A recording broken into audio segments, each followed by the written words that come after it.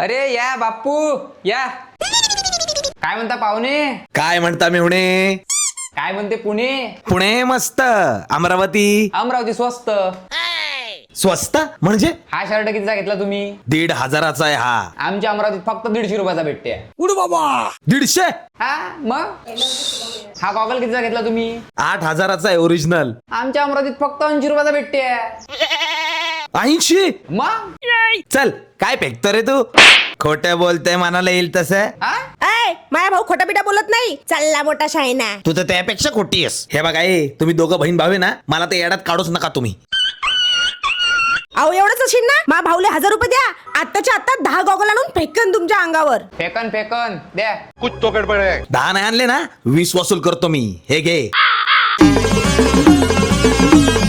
हे घे 500 तू ये आणि 500 मै.